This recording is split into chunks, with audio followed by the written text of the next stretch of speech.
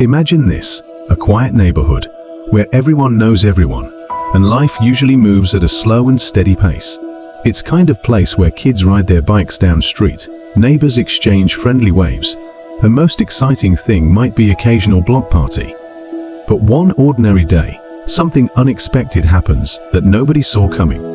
It all started with Jamal, a 17-year-old kid who lived just a few houses down from Mrs. Jenkins, an elderly woman who'd been in the neighborhood for as long as anyone could remember. Jamal was known for being a kind, well-mannered teen who often helped his neighbors with little things, whether it was mowing lawns, carrying groceries, or just stopping to chat. He wasn't kind of kid who caused trouble, and people liked having him around. But nobody knew that one small act of kindness would change his life forever.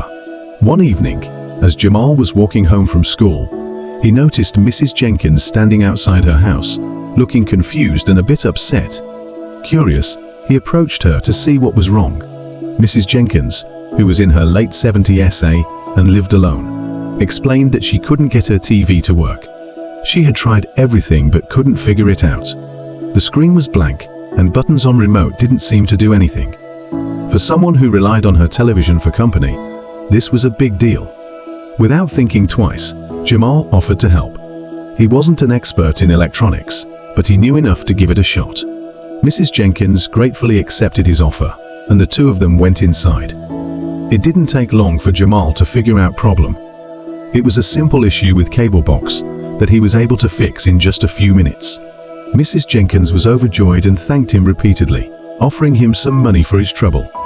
But Jamal, being the respectful young man he was, politely declined. He was happy to help and didn't want anything in return. Feeling good about doing something nice, Jamal left Mrs. Jenkins' house that evening, thinking nothing more of it. He had no idea that the next day, everything would take a shocking turn. The following morning, Jamal was getting ready for school, like any other day. But as he was about to leave, he heard loud knocking on the door. His heart raced as he opened it, only to find Mrs. Jenkins standing there this time. She wasn't alone. Next to her were two police officers, their faces serious and unreadable. Jamal's stomach dropped. What was going on? Why had Mrs. Jenkins brought the police to his house? As he stood there frozen, 1,000 thoughts rushed through his mind. Had something happened to Mrs. Jenkins after he left? Was she okay? Why did she feel the need to come with the police? The air was thick with tension, and Jamal's mother, who had heard the commotion, quickly joined him at the door, equally confused. The officers didn't say much at first, but their presence alone was enough to make the situation feel like something terrible was about to unfold. Mrs. Jenkins' expression was hard to read. She didn't look angry, but there was something unsettling in her eyes. Jamal couldn't figure out what he could have possibly done wrong. All he had done was fix her TV. Why would that lead to the police showing up at his door the next day? As the silence dragged on, one of the officers finally spoke. His words were calm, but carried a weight that made Jamal's heart pound even faster. Mrs. Jenkins has told us some things we need to discuss with you. Jamal's mind raced as he tried to process what was happening. What had Mrs. Jenkins said? Why were they here? His mother, standing beside him, was just as stunned, her eyes darting between the officers and Mrs. Jenkins, waiting for someone to explain. And just like that, the calm of their quiet neighborhood was shattered. What had seemed like a simple act of kindness had suddenly turned into a nightmare, and Jamal had no idea what was coming next. What could Mrs. Jenkins have possibly said to the police that led to them showing up at his doorstep? The answer to that question was still hanging in the air, and Jamal was about to find out that sometimes good intentions can lead to consequences you never expected. Jamal stood there, staring at the officer, his heart pounding in his chest. His mind raced, trying to make sense of what was happening. Mrs. Jenkins hadn't said a word yet, and the silence felt like it was closing in on him. He wanted to ask what was going on, but he couldn't find the words. Everything had been fine yesterday. He had helped her, and she had been so grateful. Why would she bring the police to his house today? What had changed overnight? His mother stepped forward, her voice calm but firm. "Officer, what's this about? My son hasn't done anything wrong." The officer glanced at Mrs. Jenkins, who still hadn't spoken, and then turned back to Jamal's mother. "We're just here to ask a few questions, ma'am." There's been a concern raised, and we want to get the facts straight." "A concern?" Jamal's mother repeated, her eyebrows furrowing. "About what?" Jamal couldn't take it anymore. "I didn't do anything," he blurted out, his voice cracking. "I just helped her with her TV. That's all I did." Mrs. Jenkins finally spoke, her voice soft but shaky. "I know you helped me, Jamal, and I'm grateful for that. But after you left, something strange happened." Jamal's confusion deepened. "Something strange? What do you mean?" Mrs. Jenkins looked down at the ground, hesitating for a moment before she spoke again. "After you left last night, I went to bed thinking everything was fine. But when I woke up this morning, things in my house were different. Some of my things were moved around, and I couldn't find my wallet." Jamal's mouth fell open in shock. "Your wallet? You think I took it?" The air seemed to freeze between them. Mrs. Jenkins shook her head, looking torn. "I don't want to believe that, Jamal. You've always been such a nice boy, but you were the only one in my house last night. And now, my wallet is gone." I didn't know what else to think. Jamal's world felt like it was spinning. He couldn't believe what he was hearing. "I didn't take anything. I swear. I would never do that." His mother put a hand on his shoulder, her voice full of anger and disbelief. "This is ridiculous. Jamal didn't steal anything from you, Mrs. Jenkins. You know him. You've known him for years. How could you accuse him like this?"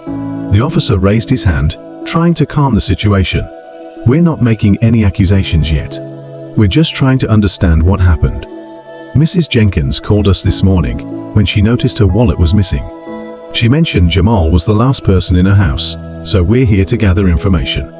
Jamal's frustration boiled over. "I didn't do anything. Why would I steal from her after helping her? That doesn't even make sense." Mrs. Jenkins looked up at him, her eyes filled with uncertainty. "I don't know, Jamal. I want to believe you. I really do. But I don't have any other explanation. I've looked everywhere for my wallet, and it's just gone." Jamal's mind raced back to the previous evening. He replayed everything in his head, walking into her house, fixing the TV, talking to her for a bit before leaving. He hadn't touched anything except the remote and the TV. How could she think he took something? "Maybe you just misplaced it," Jamal offered, trying to keep his voice steady. "Maybe it's somewhere you haven't looked yet." Mrs. Jenkins sighed. "I've looked everywhere, Jamal. I always keep my wallet in the same place, on the counter, right by the kitchen. It's not there now." Jamal's mother was seething. "This is outrageous. You're accusing my son based on what? A missing wallet? He's never been in trouble a day in his life. This is wrong, and you know it." The officer cleared his throat. "Ma'am, we're not accusing anyone yet. We just need to do our due diligence. If Jamal says he didn't take anything, we'll take his word for it for now. But we may need to come back if we find more information." Jamal's stomach churned. He couldn't believe this was happening. He had always tried to do the right thing, to help out whenever he could, and now it was all turning against him. The worst part was seeing the doubt in Mrs. Jenkins' eyes. She had always been like a grandmother to him, someone he respected and cared for. And now, she thought he had stolen from her. The officers exchanged a few more words with Jamal's mother, assuring her that they were just following protocol, and that they weren't making any formal charges. But the damage had already been done. As the police left, Mrs. Jenkins gave Jamal one last look, a mix of sadness and suspicion in her eyes, before walking away with them. Jamal watched her leave, feeling a heaviness in his chest that he couldn't shake. His mother turned to him, her face full of concern. "Are you okay?" Jamal shook his head. "No. I don't understand why this is happening." She hugged him tightly. "We'll figure this out. I know you didn't do anything wrong, but we need to be careful. This could get serious if she doesn't find that wallet." Jamal nodded, but the sinking feeling in his stomach remained. He couldn't stop thinking about Mrs. Jenkins' face, the way she had looked at him like she didn't know who he was anymore. It hurt more than he could put into words. The rest of the day passed in a blur. At school, Jamal couldn't concentrate. His friends noticed something was off, but he didn't feel like explaining. How could he tell them that the police had shown up at his house because Mrs. Jenkins thought he had stolen from her? It sounded crazy even to him. When he got home that afternoon, he couldn't stop thinking about what had happened. The more he thought about it, the more confused he became. He hadn't taken Mrs. Jenkins' wallet, he was sure of that. But if he didn't, then what had happened to it? Was it possible someone else had been in her house? Or had she simply misplaced it, like he had suggested? That night, as Jamal lay in bed, staring at the ceiling, his mind raced with questions. He couldn't shake the feeling that there was more to this than just a missing wallet. Something didn't add up. Mrs. Jenkins had always been careful and organized. If she said her wallet was gone, then it probably was. But he knew he hadn't taken it. So where was it? The next morning, Jamal woke up feeling a little more determined. He couldn't let this go. He had to clear his name, not just for his own sake, but because he cared about Mrs. Jenkins. He didn't want her to think he had betrayed her. But how could he prove he didn't do it? Jamal decided to go back to Mrs. Jenkins' house. He needed to talk to her again, to see if she had found the wallet or if there was anything he could do to help. Maybe, just maybe, they could figure out what had really happened. As he walked down the street toward her house, he felt a knot in his stomach. He wasn't sure how she would react to seeing him again after the police visit. Would she still think he was guilty? Or would she have realized it was all just a misunderstanding? When Jamal reached her house, he hesitated for a moment before knocking on the door. His heart pounded as he waited for her to answer. After what felt like an eternity, the door slowly creaked open, and Mrs. Jenkins appeared. She looked tired, like she hadn't slept much the night before. Jamal cleared his throat, trying to sound calm. "Mrs. Jenkins, I just wanted to check if you found your wallet." She looked at him, her expression unreadable. "No, Jamal, I haven't." The disappointment in her voice cut through him. He wanted to say something to make it better, to make her trust him again. But he didn't know how. "I didn't take it," he said softly. "I swear, I didn't." Mrs. Jenkins sighed, leaning against the doorframe. "I don't know what to believe anymore, Jamal. I want to trust you. But it's hard when the facts don't add up." Jamal's heart sank. "Is there anything I can do to help? Maybe we can look for it together. There has to be an explanation." For a moment, Mrs. Jenkins seemed to consider his offer, her eyes softening just a little. But then, she shook her head. "I don't know, Jamal. I just don't know." She stepped back, closing the door slowly, leaving Jamal standing on her porch, feeling more helpless than ever. Jamal stood on Mrs. Jenkins' porch, his head spinning. Her words echoed in his mind. I don't know what to believe anymore. The woman he had known his whole life, someone he had trusted and looked up to, was now doubting him. He couldn't just walk away from this. There had to be a way to prove his innocence. As he turned to leave, something caught his eye. A slight movement in the window across the street. He squinted, trying to focus. It was old Mr. Harrison, peering out from behind his curtains, watching everything unfold. Jamal hadn't noticed him earlier, but now that he thought about it, Mr. Harrison always seemed to be watching. He was the type of neighbor who knew everything that happened on the block, no matter how small. Jamal hesitated. Maybe Mr. Harrison had seen something last night. Maybe he had noticed if someone else had been near Mrs. Jenkins' house. Jamal crossed the street and knocked on Mr. Harrison's door. He waited, nervously shifting from foot to foot. After a few moments, the door creaked open, and the old man's wrinkled face appeared. "Jamal," Mr. Harrison said, his voice gruff. "What's all this about? I saw the cops at your house this morning." Jamal swallowed hard, unsure of how much to say. "Yeah, they came by. Mrs. Jenkins. She thinks I took her wallet." Mr. Harrison raised an eyebrow, his gaze sharp. "Did you?" "No," Jamal said quickly. "I swear I didn't. I was just wondering, did you see anything last night? Anyone around her house after I left?" Mr. Harrison narrowed his eyes, thinking, "I might have seen something. Not sure it was important though." Jamal's heart raced. "Anything helps. Please, Mr. Harrison. I need to figure out what happened." The old man stepped back, motioning for Jamal to come inside. The house smelled musty, like it hadn't been aired out in years. Jamal sat down on the edge of a worn-out armchair, while Mr. Harrison shuffled to a window, pulling back the curtain to look out again, as if replaying the night in his head. "I saw you leaving Mrs. Jenkins' house," Mr. Harrison began slowly. "But after you were gone, I noticed someone else.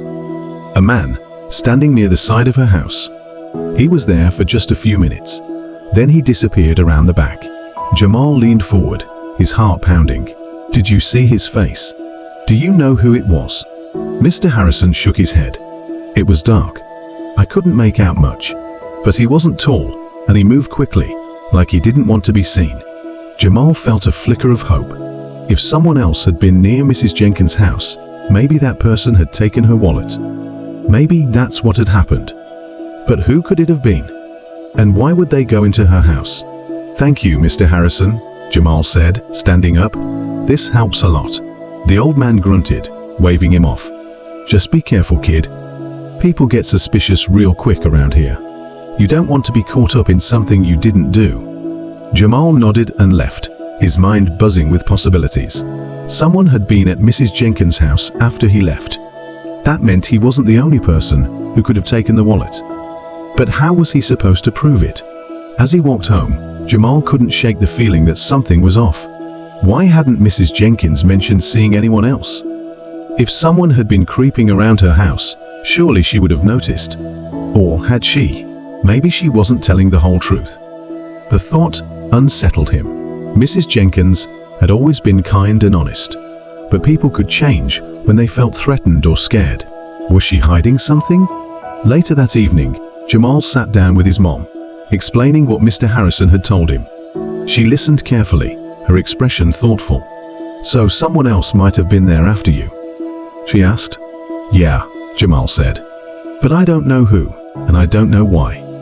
His mom sighed, running a hand through her hair. "This just keeps getting more complicated.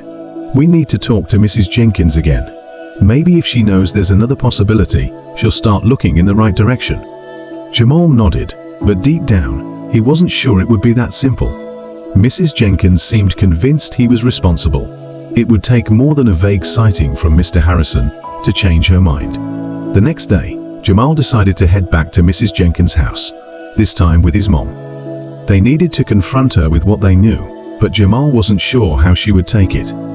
As they walked up to her door, Jamal's heart raced again.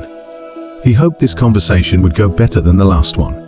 Mrs. Jenkins answered the door, looking just as tired as before. Her eyes flickered with uncertainty when she saw Jamal and his mom standing there. "Can we come in?" Jamal's mom asked gently. "We just want to talk." Mrs. Jenkins hesitated, then stepped aside, letting them into the small living room. They sat down, and for a moment no one spoke. Finally, Jamal's mom broke the silence. "Mrs. Jenkins, I know this has been hard on you, but Jamal didn't take your wallet. We think someone else might have been here last night." Mrs. Jenkins looked confused. "What do you mean?" "Mr. Harrison saw someone near your house after Jamal left," Jamal's mom explained. "He said it was a man, but he couldn't see who it was. Maybe that person is the one who took your wallet." Mrs. Jenkins frowned, her brow furrowed in thought. "I didn't see anyone else. But I guess it's possible. I was in the kitchen for a while after Jamal left. Maybe someone could have come in without me noticing." Jamal felt a surge of relief. Maybe, just maybe, Mrs. Jenkins was starting to believe him. But before he could say anything, Mrs. Jenkins spoke again. "There's something I didn't tell the police," she said quietly, her hands wringing nervously in her lap. "I didn't think it was important, but now I'm not so sure." Jamal's mom leaned forward. "What is it?" Mrs. Jenkins took a deep breath. "Last night, before Jamal came over, I got a strange phone call. It was a man's voice, but I didn't recognize it. He said he was from a charity and that they were collecting donations in the area. He asked if I'd be home that evening and if he could stop by. I told him I didn't have anything to give, and he hung up. I thought it was just a scam, but now I'm wondering if it was connected." Jamal's mind raced. A strange phone call, a man outside her house, and now her wallet was missing. It all seemed too much to be a coincidence. "Did you tell the police about the call?" Jamal's mom asked. Mrs. Jenkins shook her head. "No, I didn't think it mattered at the time. But now I'm not so sure." Jamal felt the tension in the room thicken. This new information changed everything. Someone had been planning something, and it had nothing to do with him. But if that was true, why was Mrs. Jenkins' wallet still missing? And why had the police come to his house? Jamal's mom stood up, her voice firm. "We need to tell the police about this. They should be looking for the person who made that call, not blaming my son." Mrs. Jenkins nodded slowly, her face pale. "You're right. I should have told them. I'll call them now." As Mrs. Jenkins reached for the phone, Jamal felt a strange mix of relief and anxiety. This new twist in the story could help clear his name, but it also opened up more questions. Who was the man who called Mrs. Jenkins? And why had he been outside her house? As the police were brought back into the picture, the tension only grew. The next few days were a blur. The police interviewed Mrs. Jenkins again, this time taking the phone call seriously. They searched for any leads on the man who had been outside her house, but nothing came up. Jamal's name was cleared for the moment, but the mystery was far from over. Jamal couldn't shake the feeling that whoever had been outside Mrs. Jenkins' house was still watching, waiting for the right moment to strike again. And as much as he wanted to move on from this nightmare, something told him it wasn't over yet. Weeks passed, and life seemed to return to normal.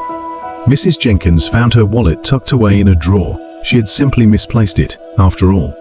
The police dropped the investigation, and everyone breathed a sigh of relief. But for Jamal, something still didn't sit right. That strange phone call, the man outside her house, it all felt too coincidental. One afternoon, as Jamal was walking home from school, he noticed a car parked at the end of the street.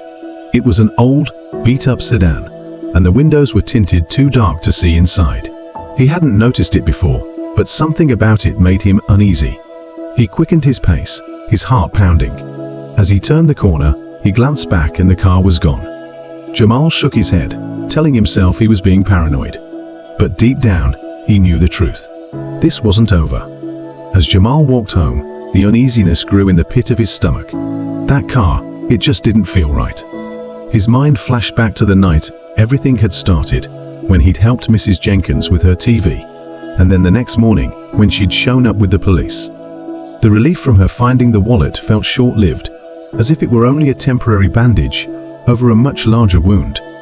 He couldn't shake the feeling that something more was going on, something that went beyond the missing wallet. For the next few days, he kept his eyes peeled. Whenever he was out on the street, whether going to school or hanging out with friends, he felt that sense of being watched. The beat-up sedan appeared sporadically, never staying too long, but always just long enough to make his skin crawl. He didn't tell his mom about it right away. After everything that had happened, she seemed relieved it was all over, and Jamal didn't want to worry her more. But the uneasiness wouldn't let go. Every time he saw the car, it was parked in a different spot, but always close enough to his house or Mrs. Jenkins' place. He began to wonder if the person in the car had been the man Mr. Harrison had seen that night, sneaking around the old woman's house. Who was he? What did he want? One evening, Jamal finally decided to talk to his best friend, Malik, about it. They were sitting on the basketball court near their school, the sun setting and casting long shadows across the ground. Jamal dribbled the ball absent-mindedly, glancing around every so often, as if expecting the car to pull up. "Man, you've been acting weird lately," Malik said, his brow furrowed. "What's up with you?" Jamal hesitated, not sure how to explain without sounding paranoid. But Malik was his best friend, the one person he could trust to listen. So he told him everything from the police showing up that morning to the strange man Mr. Harrison had seen, and the car that kept popping up on his street. Malik listened intently, his face serious. "You think this guy's watching you? That's messed up, bro. You told your mom?" Jamal shook his head. "Not yet. I don't want to freak her out if it's nothing. But it doesn't feel like nothing, you know?" Malik nodded slowly. "Yeah, I get it. You want me to come over tomorrow? Keep an eye out with you. Maybe we can figure out who's driving that car." Jamal felt a wave of relief at the offer. That'd be great. I don't want to deal with this alone anymore. The next day, Malik came over after school, and they both sat on Jamal's front porch, waiting. Hours passed, but the car didn't show. Jamal's anxiety spiked. Of course, the one time he had someone to witness it, the car was nowhere to be seen. "I swear I'm not making this up," Jamal muttered, frustrated. "I believe you, man," Malik said. "Maybe whoever it is knows we're watching now." That idea made Jamal's skin crawl. The thought that someone could be that aware of him, watching his every move, was terrifying. The rest of the evening passed in tense silence. When Malik finally left, Jamal felt more alone than ever. He'd thought having someone else there would help, but now it just confirmed that something strange was really going on. The next day, Jamal decided to take a different route home from school, hoping to catch the car off guard if it was following him. He zigzagged through the neighborhood, taking streets he never usually walked down. As he neared his house, his heart skipped a beat. The car was there, parked at the end of the block, just like before. This time, Jamal didn't go home. Instead, he turned around and started walking quickly in the opposite direction, his mind racing. He needed to get a look at who was inside. Maybe if he saw the driver's face, he could figure out what was going on. He ducked into a side alley and looped around the block, coming up behind the car. His pulse pounded in his ears as he got closer, his footsteps quiet on the pavement. When he was just a few feet away, the driver's side door opened. Jamal froze, his breath catching in his throat. A man stepped out tall, with a baseball cap pulled low over his face. He didn't notice Jamal at first, too busy checking something on his phone. Jamal took a step back, his heart hammering. He couldn't see the man's face, but something about his movement seemed familiar. Jamal backed away slowly, trying not to make a sound, but just as he was about to slip back into the alley, the man's head snapped up. Their eyes met for a split second before Jamal turned and bolted. He didn't stop running until he was several blocks away, his lungs burning and his mind racing. Who was that guy? And why was he watching him? Jamal didn't go straight home after that. He wandered the streets for a while, trying to piece everything together. There had to be a reason this man was following him, a reason he was always parked near his house. Could it have something to do with Mrs. Jenkins? The phone call she'd gotten before her wallet went missing? Was this man involved in whatever scam had been going on? The more Jamal thought about it, the more he realized that Mrs. Jenkins might not have been the only target. Maybe this guy was scoping out the whole neighborhood, looking for easy marks. That thought sent a chill down his spine. If this man was willing to frame Jamal for theft, what else was he capable of? Jamal decided it was time to tell his mom everything. He couldn't keep this to himself any longer. That night, after dinner, he sat her down and told her about the car, the man, and how he had been watching their house. His mom listened carefully, her expression growing more serious with every word. "We need to call the police," she said firmly when he finished. "This sounds dangerous, Jamal. If this man is following you, we need to report it." Jamal agreed, though he wasn't sure how much the police would do. After all, he hadn't seen the man commit any crimes, just follow him around. But it was better than doing nothing. The police took their statement, and though they promised to look into it, Jamal could tell they weren't taking it very seriously. Without any concrete evidence, it was just his word against an unknown stranger. Still, the report was filed, and that was something. Days passed, and the car didn't show up again. Jamal started to wonder maybe the man had been scared off by the police report. He hoped so, but deep down, he couldn't shake the feeling that this wasn't over. Then one afternoon, as Jamal was walking home from the store, he spotted something that made his blood run cold. A flyer taped to a telephone pole with his picture on it. Underneath his face, in bold letters, were the words, "Have you seen this boy?" There was no name, no explanation, just his face and those haunting words. Jamal ripped the flyer down, his hands shaking. Who had put this up? And why? He glanced around, half expecting to see the beat-up sedan lurking nearby, but the street was empty. His mind raced as he hurried home, clutching the crumpled flyer in his hand. Someone was trying to send him a message. Someone wanted him to know they were watching. When he got home, he showed the flyer to his mom. Her face paled as she read the words, her eyes wide with fear. "We need to go to the police again," she said, her voice shaking. Jamal nodded, but he wasn't sure what the police could do. Whoever was doing this was too smart to get caught easily. But they had to try.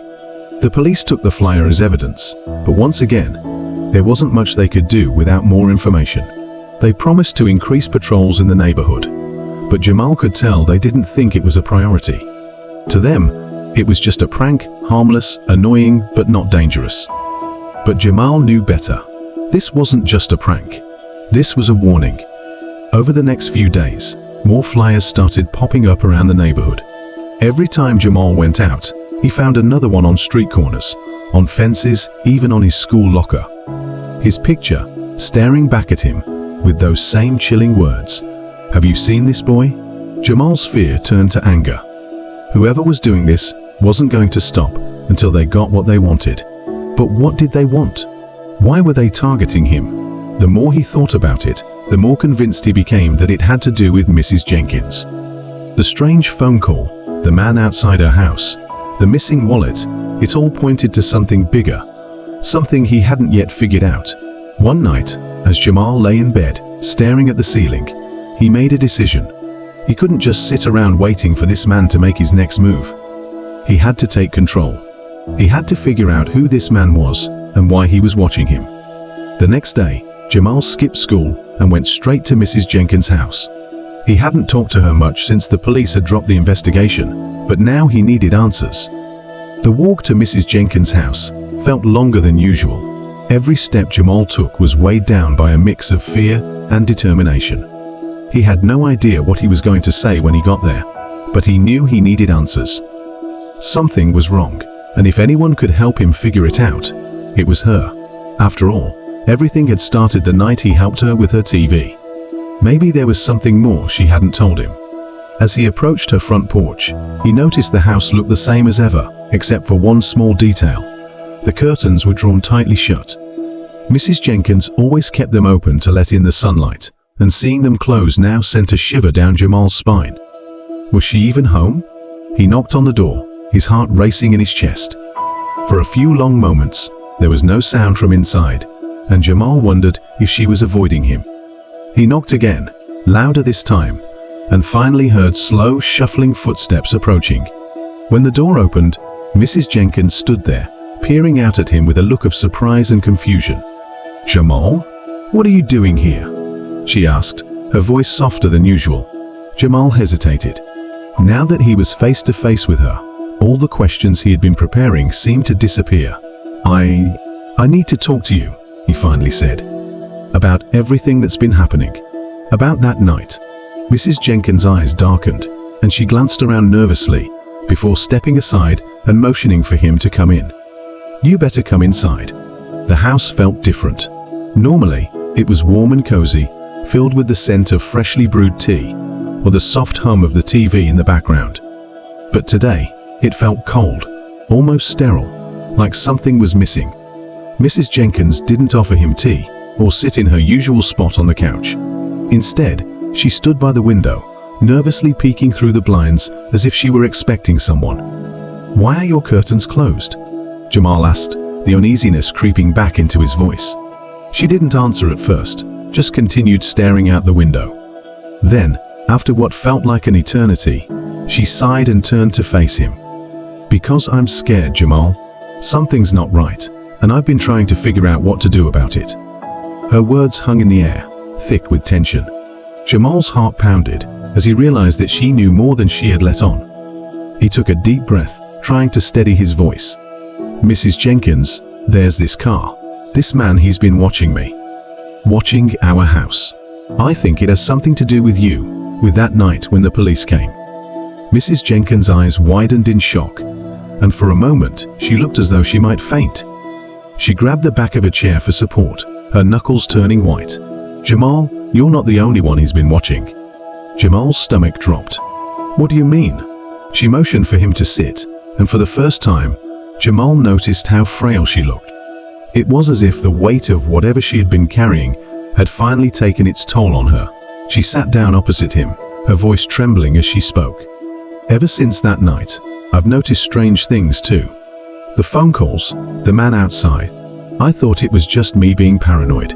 But if you've seen him too." Jamal leaned forward, the urgency in his chest growing. "Mrs. Jenkins, who is he? What does he want?" She shook her head slowly, her eyes filled with fear.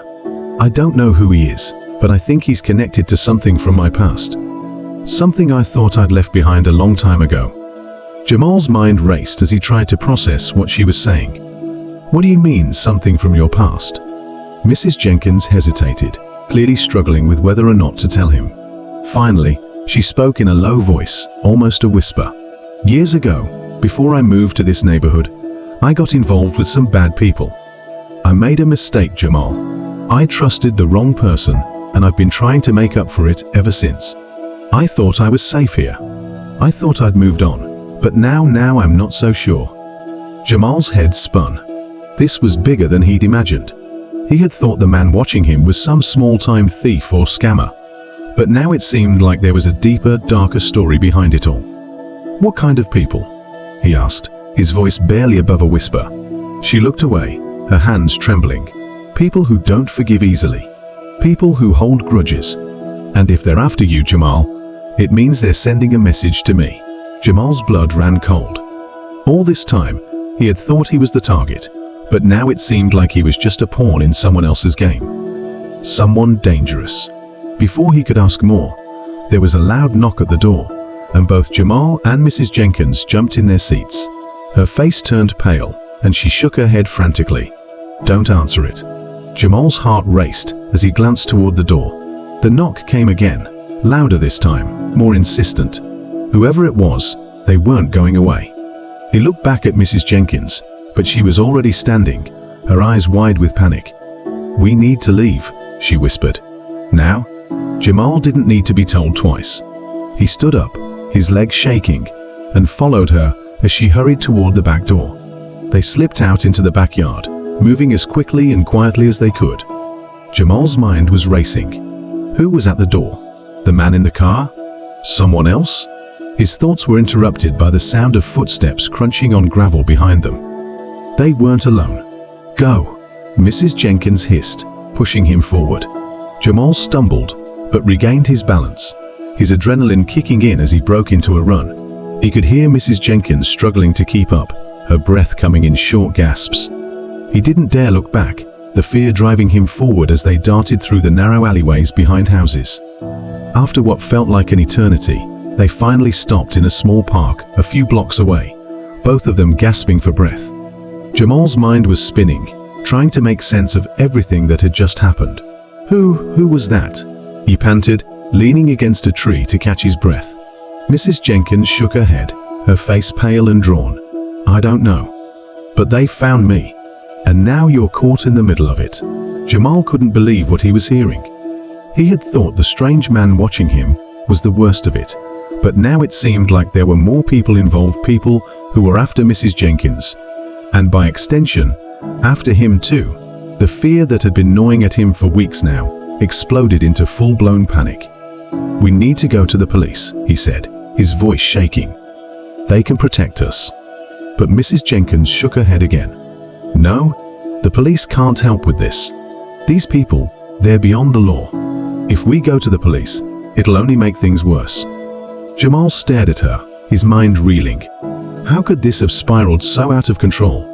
He had been a normal kid, helping his neighbor with her TV. And now he was on the run from people who sounded like they belonged in some kind of crime drama. It didn't feel real. And yet, here he was. Then what do we do? He asked, his voice barely above a whisper. Mrs. Jenkins looked around, as if expecting someone to appear out of the shadows at any moment. We need to lay low. Stay out of sight until I can figure out who's behind this and what they want. Jamal wasn't sure how that was going to work. Whoever these people were, they clearly knew where Mrs. Jenkins lived. And if they knew where she lived, they probably knew where Jamal lived too. How could they possibly stay out of sight? But he didn't argue. At this point, he didn't know what else to do but trust her. She seemed to have a better understanding of the danger than he did, and right now, he needed someone to guide him through this nightmare. As they sat in the park, trying to catch their breath and figure out their next move, Jamal's phone buzzed in his pocket. He pulled it out, expecting it to be his mom checking in on him, but when he looked at the screen, his blood ran cold. It was a text from an unknown number, and the message was simple. You can run, but you can't hide. Jamal's heart pounded as he stared at the screen, his hands shaking. How had they gotten his number? How did they know he was on the run? The fear that had been simmering inside him now boiled over. They were watching him. They knew everything. Mrs. Jenkins saw the look on his face and frowned. "What is it?" Jamal handed her the phone, and as she read the message, her expression darkened. "We don't have much time," she said quietly. "We need to move. Now." They left the park, moving quickly, but trying to stay out of sight. Jamal's mind was racing, 1,000 questions swirling in his head. Who were these people? Why were they after Mrs. Jenkins? And why had they dragged him into it? But for now, there were no answers, only the cold, hard fact that they were being hunted. As they made their way through the quiet streets, Jamal couldn't shake the feeling that they were being watched. Every shadow seemed to hide a threat. Every passing car sent a shiver down his spine.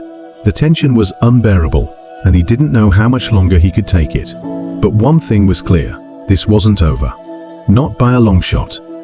And the worst was yet to come. The streets felt claustrophobic as Jamal and Mrs. Jenkins moved quickly, ducking into alleys and behind buildings whenever they spotted a car.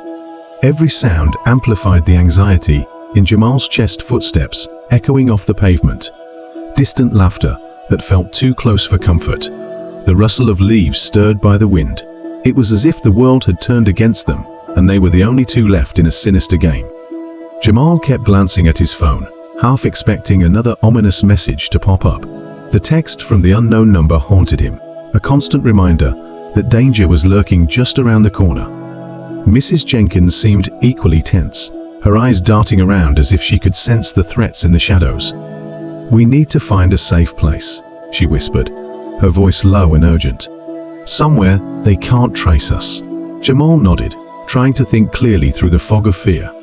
He remembered an old friend's house, a rundown apartment a few blocks away that was often overlooked. They didn't have much time. They had to move. "Follow me," he said, leading the way through the back streets, his heart pounding with every step. Each twist and turn felt like a calculated risk, but he pushed forward, hoping they would find some temporary refuge. The apartment was nothing special, but it was a place Jamal felt safe. He knocked quietly on the door, glancing over his shoulder to make sure they weren't followed. After a few tense moments, the door creaked open, revealing Marcus, his old friend from school. "Jamal? What's going on?" Marcus asked, taking in the look of panic on Jamal's face. "We need help," Jamal said, stepping inside and pulling Mrs. Jenkins with him. He quickly explained the situation, leaving out the more sensational details, but emphasizing the urgency. Marcus's expression shifted from confusion to concern as he processed everything. "Dude, you can't just run from something like this," he said, glancing nervously out the window. "You need to go to the police." "No," Mrs. Jenkins interjected sharply, her voice filled with urgency. "You don't understand. The police can't help us. If we go to them, we're just making ourselves easier targets." Jamal could see the fear in Marcus's eyes. The tension in the room was palpable as they debated their options. He felt like they were being watched, trapped in a moment where every second felt like an eternity. The shadows outside seemed to close in, pressing against the windows like a predator stalking its prey. "What do you suggest then?" Marcus asked, his voice low. "You think hiding out here will keep you safe? We need to stay low. Keep moving," Jamal replied, trying to sound more confident than he felt. "At least for now." Marcus sighed, rubbing back of his neck. "All right, but you can't stay here forever. They'll find you." Mrs. Jenkins stepped closer to Jamal, her expression grave.